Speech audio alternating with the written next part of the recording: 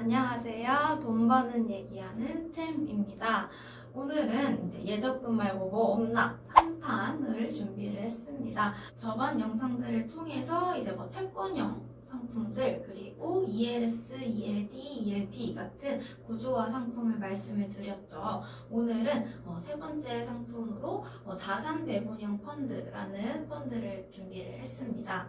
일단 자산 배분형 펀드가 뭐냐 개념을 말씀을 드리는 데 있어서는 분산 투자가 뭔지를 이해를 하시는 게 중요합니다.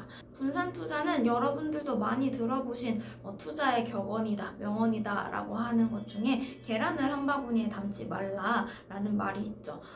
요 말이 분산 투자의 중요성을 강조하는 말이다 라고 생각을 해주시면 되는데, 여기서 단순히 계란을 한 바구니에 담지 말라는 건 A 주식을 반을 사고 B 주식을 반을 사고 이런 의미로 여러 종목의 주식에 나눠서 투자하는 개념이 될 수도 있고요. 조금 더 넓은 의미의 분산 투자는 주식이라는 자산 내에서 분산 투자를 하는 게 아니라 주식, 채권, 원자재, 그리고 유동성, 현금의 개념입니다. 이런 식으로 비슷한 성격을 지닌 투자 대상을 묶어놓은 걸 자산이라고 합니다. 주식 같은 경우에는 뭐 여러 가지 삼성전자, 현대차, 하이닉스도 될 수 있을 거고, 미국 주식도 있을 거고요, 중국 주식도 있을 거고, 국가별로 투자할 수 있는 개별 주식의 묶음을 말한다 라고 생각을 하시면 되고, 채권 같은 경우는 제가 채권 영상을 통해서도 설명을 드렸지만요, 국가가 발행한 채권에 투자를 하실 수도 있고,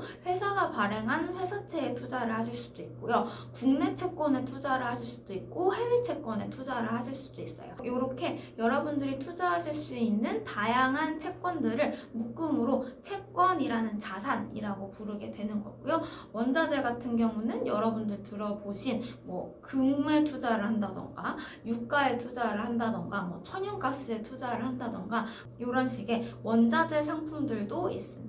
마지막으로 유동성, 현금이라고 말씀드린 부분은 원금 보장이 어느 정도 되는 안정적인 성격을 띠는 자산군들을 말을 하는 거고요. 뭐 여기서는 예적금이 될 수도 있고, 증권사에서 팔고 있는 상품류 중에서는 MMF나 RP, CMA 같은 상품들이 여기에 해당이 된다라고 생각을 하시면 됩니다.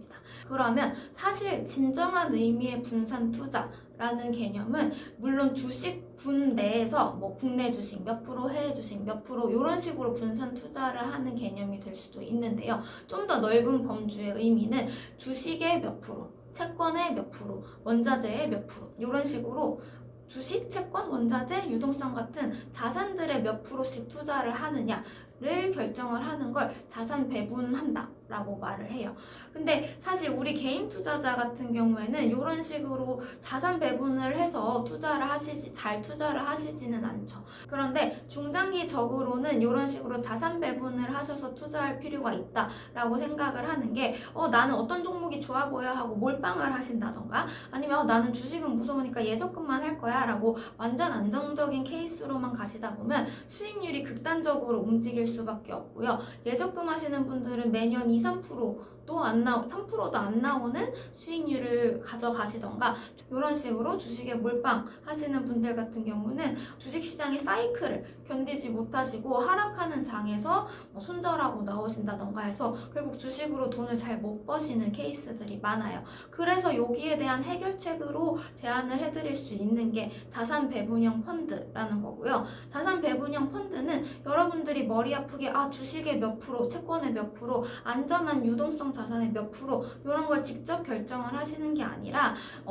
운용사들, 여러분들이 돈을 맡긴 운용사들에서 펀드 매니저라는 전문가들이 회의를 거쳐서요, 이 올해 시장이 어떨 것 같으니까 주식의 몇 프로, 채권의 몇 프로, 그리고 유동성의 몇 프로 이런 식으로 비율을 정해서 그대로 운용을 해준다라고 생각을 하시면 되고, 이 시장 사이클에 따라서 주식시장이 안 좋아질 것 같다라는 이제 시장 전망이 많아진다라고 하면 주식 비중을 줄이고 상대적으로 주식시장이 망가지는 장에서 선방할 수 있는 채권이나 아니면 커머디티 중에서 금이라던가요, 이런 자산들에 투자를 하는 비중을 늘리는 방식으로 여러분들의 자산을 운용을 해준다라고 생각을 하시면 됩니다. 주식, 채권, 원자재, 유동성이라는 항목에 계란을 나눠 담아서 주식이라는 장이 깨져서 계란이 다 망가져도 나머지 계란들은 안전하니까요. 이런 데서 수익률 방어가 될 수 있는 거다라고 생각을 하시면 되고, 그래서 결과적으로 얘네들의 수익률을 뜯어보면 사실 주식시장이 좋았던 최근 5년 정도 같은 경우에는 당연히 주식형 펀드, 그 중에서도 미국 주식이 가장 좋았으니까요. 미국 주식형 펀드의 수익률이 가장 좋을 수밖에 없어요.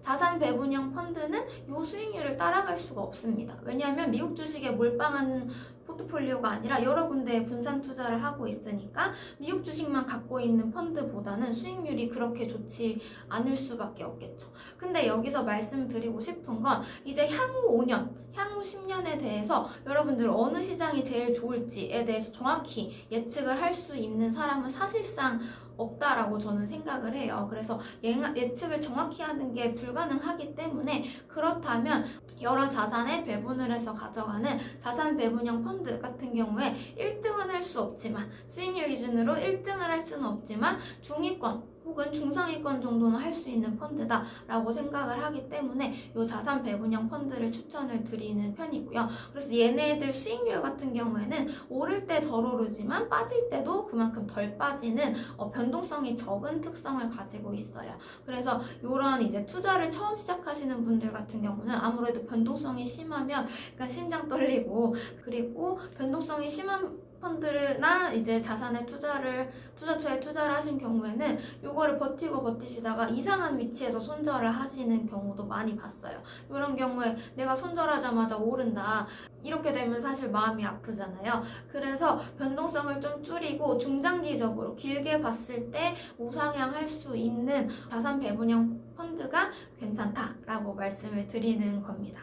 이 자산 배분형 펀드를 어떻게 확인을 할 수 있는지는 저번에 소개시켜드렸던 펀드 슈퍼마켓이라는 사이트 통해서 실제 펀드들을 확인해보는 시간을 가지도록 하겠습니다.